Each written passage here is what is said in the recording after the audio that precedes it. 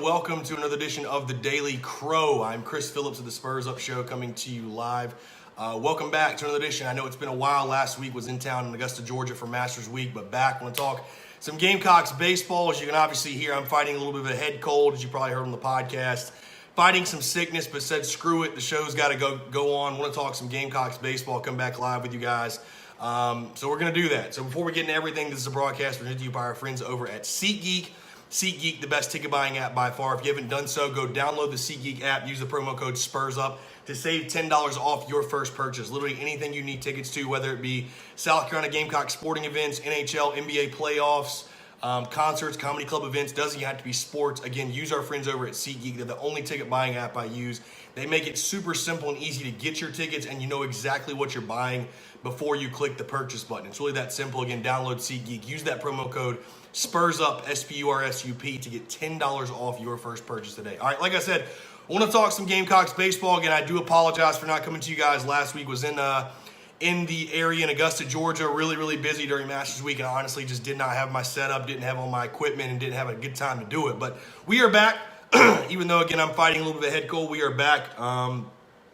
South Carolina dropping 2-3 to Florida and Gainesville in what was a very excruciating series. I know South Carolina losing on a 3-run walk-off homer on Saturday. That's it really just summarizes the way South Carolina's season has gone to this point. I'm going to start with the TSUS Series MVP, though, starting a high note. Cam Tringali, without a doubt, my Series MVP.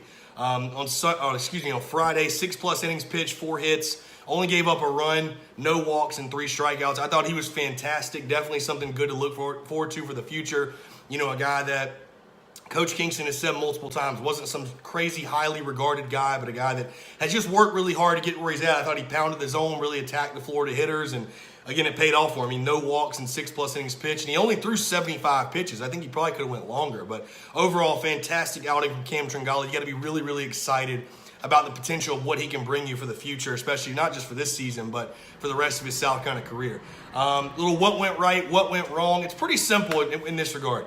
Pitching plus home runs for South Carolina, when they get decent pitching and they hit a lot of home runs, equals wins. Saturday, got really good starting pitching, got good relief pitching as well from Brett Carey. South Carolina hit 4 home runs as a team in their 2 losses. Friday, got okay pitching. I don't want to say Reed Morgan threw terribly. They had 1 really bad inning, a 6-run inning that led to Florida's win.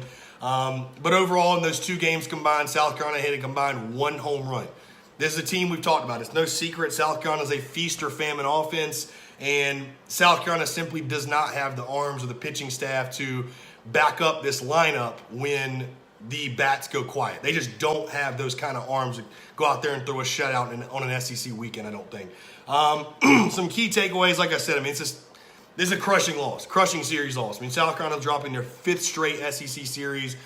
I could have never predicted that ever. I mean, even with the injuries, even with everything, for South Carolina to lose their 5th straight SEC series is, again, hard to fathom. You know, simply put, though, whatever it is, the injuries, whether it be inexperience, whether it be 10 guys going to the draft last year, you can make all the excuses you want. Bottom line is, and I'm not trying to, pile on these guys, but bottom line is, it's just right now, this isn't a good baseball team. It's not a very good baseball team right now. I know they've been close in a couple series, but close doesn't get it done, man. And when you lose 5 series in a row, you sort of are what you are and are what your record says. And at 4-11 in the SEC, I forget the overall record. I got it right here, actually. Overall record, 21-15, 4-11 in the SEC. I mean, I see no way to the postseason for this team. Again, I'd love for them to prove me wrong, go on some crazy winning streak, but right now, I think realistically, there is no path to the postseason for South Carolina. I think you're more so focused on just trying to make it to Hoover and get in the SEC tournament.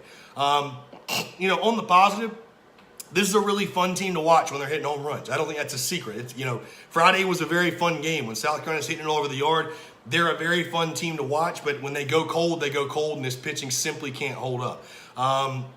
Reed Morgan, we finally all got what we wanted. Reed Morgan moved to game 1 for South Carolina. I still think it was the right move. I thought he threw okay, just had really the 1 blow-up inning. I mean, the biggest thing, and if you guys listen to the podcast today, the biggest thing that worries me, I guess, for Reed Morgan is when he does get elevated, he's not throwing hard enough to get by guys and beat SEC lineups with his fastball. So the key to him, obviously, is just filling the zone, but staying down at the knees, below the knees. That's really his bread and butter and what he's done.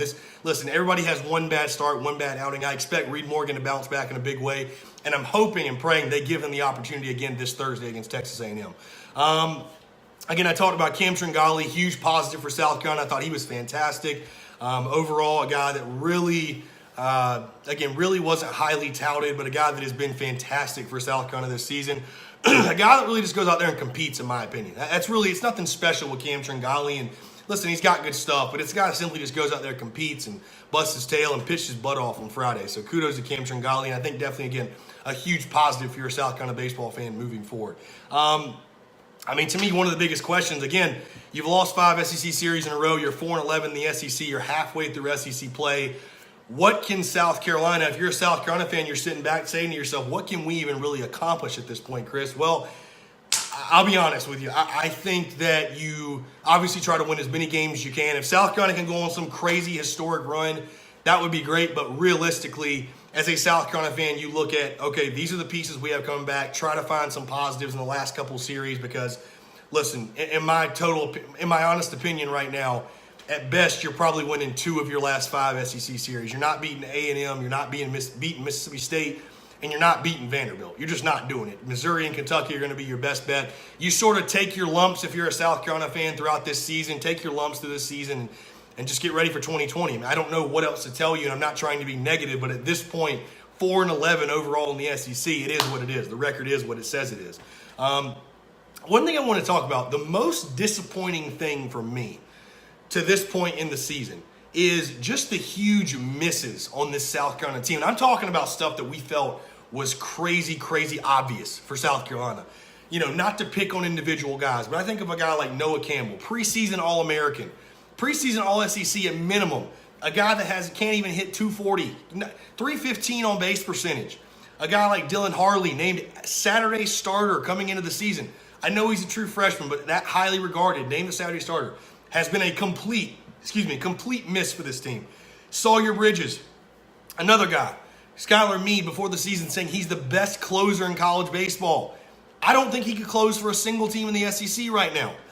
The misses on this team have been so drastic and so big. That's the thing that confuses and really concerns me is, I don't understand how these guys are so highly touted and so highly regarded. And, where's the disconnect? That's what I'm trying to figure out. I know each guy has their own individual things. Sawyer Bridges with the injuries, Dylan Harley with the inexperience. Really, I don't think Noah Campbell has any excuse. Even you look at a guy like TJ Hopkins, as good as he was, national player, national hitter of the week after the Clemson series, he's disappeared in SEC play. So, I don't really know what the answer is for South Carolina. I don't understand that. That is one thing that has really, really confused me. What's next for South Carolina? Gamecocks play UNC Tuesday in Charlotte. Quick turnaround SEC series, like I said, Thursday, Friday, Saturday, at home, thankfully, but against Texas A&M, who's a real good ball club. And obviously UNC, South Carolina was able to get the monkey off their back, at least in BB&T Ballpark in Charlotte when they beat NC State. But UNC has straight up had South Carolina's number, and the games have not been close. So tomorrow night will be very, very interesting. I'm assuming Dylan Harley will get the ball. That's what I'm assuming will happen. We'll see. Not sure. I think Mark Kingston will probably be announcing that in the next hour or so. But overall, disappointing. There's no other way to put it. It sucks. It sucks. Really, there's no other way to put it. But the state of South Carolina baseball right now, I think you compound the injuries with an inexperienced lineup and how many guys you lost from a year ago, and this is what you get. This can happen, and South Carolina, for whatever reason, has just not been able to do enough. You had this series by the tail. You're about to beat the Gators for the first time since 2011 in a series.